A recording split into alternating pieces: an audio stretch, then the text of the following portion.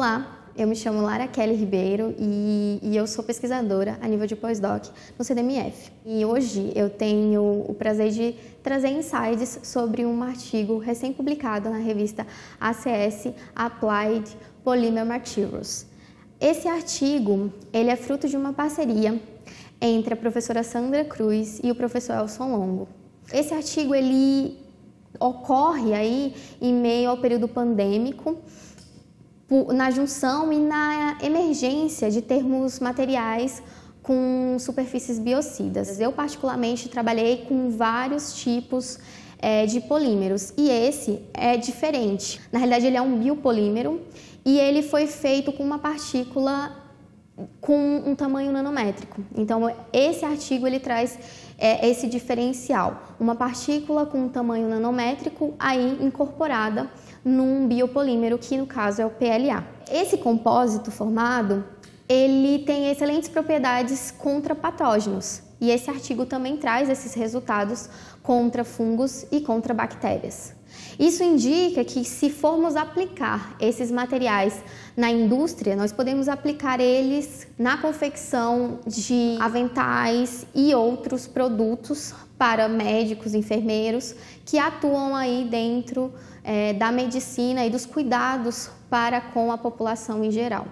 O que nós também podemos observar aí com relação a esse artigo é que esse material em escala nanométrica, ele também auxiliou na indução da cristalização desse biopolímero, que é bastante difícil quando se trata de questões poliméricas. E obter isso, alcançar isso com uma rota de síntese simples, com um material também de obtenção simples, é interessante. E isso agrega aos estudos de materiais e também na aplicação desses materiais na indústria ou escalonado.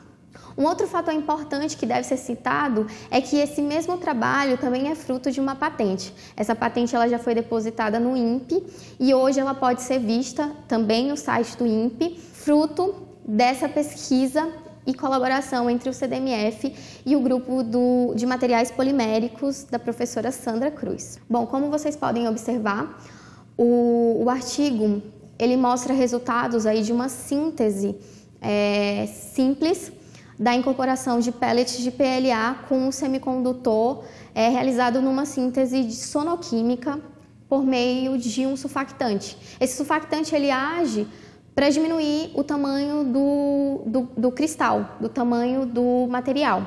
Normalmente no CDMF nós conhecemos bastante o tungstato de prata, mas esse tungstato de prata que nós amplamente estudamos, ele é trabalhado em escala micrométrica. E esse surfactante que nós utilizamos nessa síntese, ele diminui o tamanho do tungstato de prata considerável para a escala nanométrica. E aí, portanto, com esse material em tamanho reduzido, nós incorporamos aos pellets de PLA. Ao final, nós temos um compósito formado de PLA mais tungstato de prata nanométrico. Isso pode ser comprovado nesse artigo através de várias caracterizações realizadas dentro do CDMF. Nós podemos observar a difração de raio-x, aonde comprova que a incorporação ela foi um sucesso. Além disso, no artigo a gente pode comprovar que mesmo em concentrações intermediárias de semicondutor, a coloração do polímero ela não é tão afetada. É óbvio que a incorporação do polímero afeta na coloração e isso hoje em dia para materiais poliméricos não é tão vantajoso. Mas se utilizarmos um material semicondutor maior, ele afeta muito mais a coloração. Então é uma outra vantagem esse estudo. Por quê? Porque diminuindo esse tamanho do cristal, a gente tem propriedades melhoradas. A gente pode incorporar esses materiais e manter a coloração dele ao qual o consumidor já está acostumado. Nesse caso, utilizando um material de tamanho nanométrico, a gente consegue melhorar esse aspecto. Um outro resultado importante de observar são os resultados das atividades contra patógenos, contra fungos e contra bactérias. E nós conseguimos observar que o polímero, por si só, no caso o PLA, ele não há uma efetividade contra bactérias e fungos, muito pelo contrário, ele aumenta até o crescimento, porque você coloca o polímero e você deposita, por exemplo, uma bactéria ou um fungo por cima dele, Ali ele tem condições necessárias para se reproduzir e aumentar a sua população.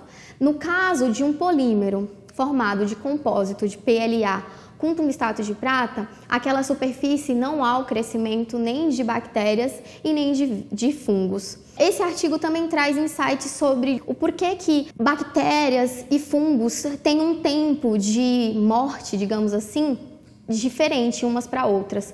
E a gente também explica isso. E para vocês verem mais e saberem mais sobre esse artigo, eu aconselho que vocês abram no link e possam ler e desfrutar sobre a nossa pesquisa.